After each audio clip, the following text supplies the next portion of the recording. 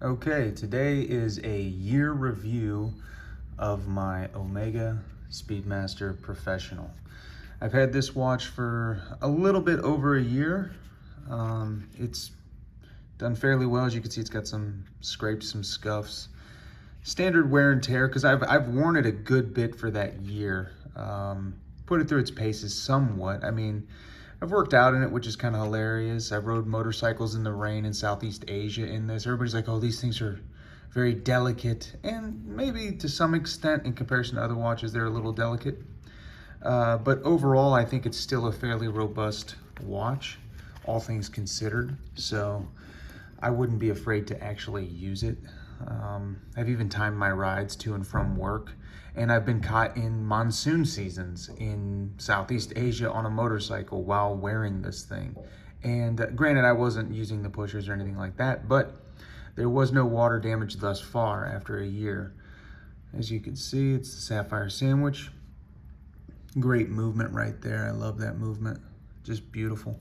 But overall, it's done me pretty well. Like I said before, scuffs and scrapes, standard stuff. I do need to clean some of it's kind of gunky in some spots up here just below the bezel. Probably on both sides. Yeah. Overall, the watch has been a pretty good wearing experience. Nothing's really failed me. It seems to keep fairly good time. The pushers work pretty well. Yeah, still that very tactile, hard press in, hard press out. Keeps time fairly well. I mostly keep this in the rotation of two other watches, but basically this watch right here sees wrist time about 2 to 4 days a week, give or take. Always on a Tuesday, of course, Speedy Tuesday. I think the overall wearing experience for it, though, having looked at other watches and other major watch brands, this watch wears very well on my 7.3 inch wrist. It wears tight to my wrist as well, which is great, all things considered. Oh, touch the camera. It wears flat, and it does pretty well, all things considered. And I think that black dial really does make it appear smaller. I know it's a 42 millimeter on a 7.3 inch wrist, but it really seems to wear like a 40 millimeter or something. But I remember the first time I put this on a year ago at the AD in Saigon, Vietnam, and I just fell in love with it. Granted, I'd seen it many times before. I'd seen it since I was in college, since the 2010s, and just couldn't afford it, couldn't pull the trigger on it because it's not a cheap watch. And I'd always wanted it, and I'd seen it at a higher end mall. Where was it? In Cleveland. I saw it in a higher end boutique mall type deal in Cleveland. And I was like, man, that's a gorgeous watch. This is probably 2015-ish. And I'd always wanted it. I was like, man, this would be a great watch to have. Granted, it wasn't this, it wasn't the Sapphire Sandwich. That wasn't out at that time yet. But I'd always wanted it. And I never pulled the trigger on it. And then finally I turned 35. I'd been living overseas for a year at that point. I had the money and I saw it again in this one, this exact model in a window. And I was like, man, I still love the look of that watch. I looked at it online, but I'd never tried one on. And then I went into the AD and they were like, oh yeah, how you doing? You want to try one on? I was like, yeah, of course. And so they let me try it on, and I was like, man, this thing's just gorgeous. And my birthday was the next day, and I was like, I'm coming back tomorrow. I'm gonna pick up that watch if you allow me to do that. And they were like, yeah, no worries. I'm like, it's my 35th birthday, so I'm coming back to pick this up. And so I like to attach stories, if I can, to watches. It just makes me love the watch that much more. So at least for this one, whether it's my business, turning 35, living overseas for, at this point over a year, but at that point for a year, making it work and then some, it was like, that's cool. This is also my first real watch, or as I would say, I've had real watches before, of course, but I mean luxury. This is my very first luxury watch, which weirdly enough, a lot of guys say the same thing. They're like, oh, my first luxury watch was a Speedmaster. I'm like, really? Oh, mine too. And I've watched tons of videos saying it as well. people in comment sections, people I've talked to, all that type of stuff, they've said the same thing. If not, this is usually, it's kind of like a Submariner in that way, that it might not be your first luxury watch, but it's always a watch that people want in their collection. Maybe not forever, maybe forever, but at least one time. They at least want to own this watch at least once. Same thing with like a Submariner. Have they been done to death? Are they boring? I guess. Yeah, they've been done to death. Everybody knows about them, which is honestly, in my opinion, an amazing thing.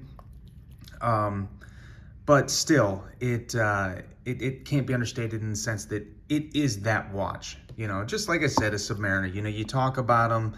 They're tool watches. They're, you know, they're black dialed. They're usually have a black bezel. Not always, but you know, at least the original iteration of it, and they've been largely unchanged. And these are things that I love about these watches.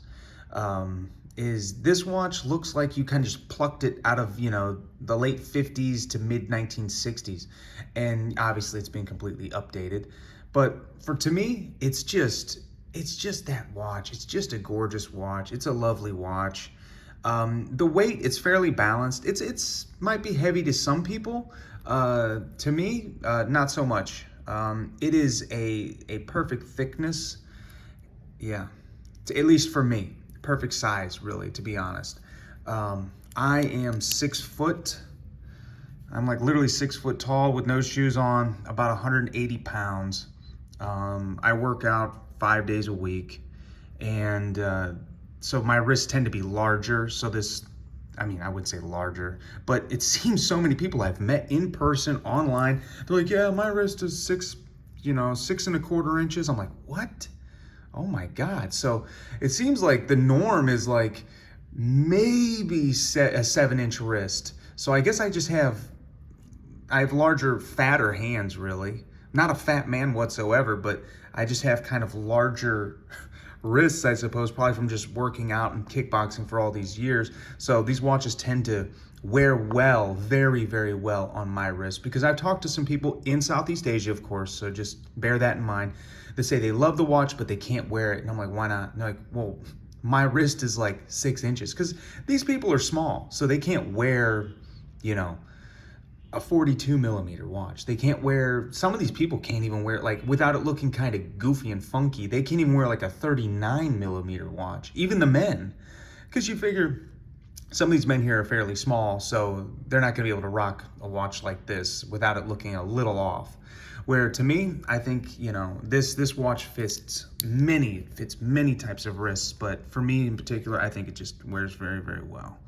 So yeah, that's my year review of the watch. Not too much on it, more just kind of a brief synopsis on it. It is fairly robust. Don't listen to everybody saying that they're not. They are. This thing has been drenched in literally monsoon rain on a motorcycle. Granted, you know, I had like a, you know, poncho on, but still, you get wet, man. You get really, really, it's like going through a car wash, and this thing still is ticking. And put on a timograph, and timographer was like, yeah, this watch is still running very well. Still love the bracelet, still love the clasp. I just love everything about the watch. I do change it out every now and again, as if you've seen some of my other videos. If not, go ahead and look at them about some of the straps options that I have for this specific watch, whether it's the leather bracelet or the I have 2 different NATOs for it, the No Time to Die, as well as just a standard black NATO, all Omega, obviously. But I tend to rock it on the bracelet. I like the bracelets the best, but the others are great options as well. I think if you're gonna get into a watch that does cost a good chunk of change, for most people that is, which is something like this, I would suggest you get a bunch of different strap options for it, because it kind of spices up the watch. Doesn't make it boring, if that makes sense. There's some glare, but not really. I mean, it's bright in my apartment right now, from the outside window to the light shining on the watch. So yeah, that's all I can really say about it. Like, comment, share, subscribe. Let me know if you have a Speedmaster, if you owned one, because I know a lot of people that have owned them and then kind of went away from them but still love them. Like I said, a lot of people will always say, like, you need to own a Speedmaster right now, or at least have owned one in your watch journey, you know, collecting or whatever.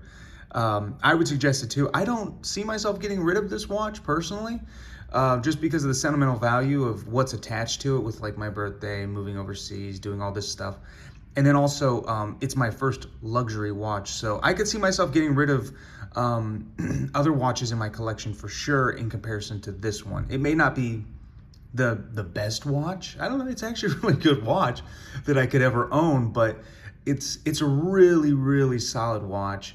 And I know that it's probably going to serve me very well for years to come. Just having been with this watch for the first year. And I don't know if I'll be making a year two, maybe, who knows. If something wrong happens, I don't know, maybe make a video sooner. I hope not. But needless to say, it's a great watch. If you can go to an AD or you know somebody, go ahead and try it on, see what you think. In particular, the Sapphire Sandwich. You guys already know the specs of this. It's been done to death, so just go ahead and look up the specs. I'm not going to say it here, but yeah, go pick one up, go see what you think. So let me know in the comments, though. And like, share, comment, subscribe.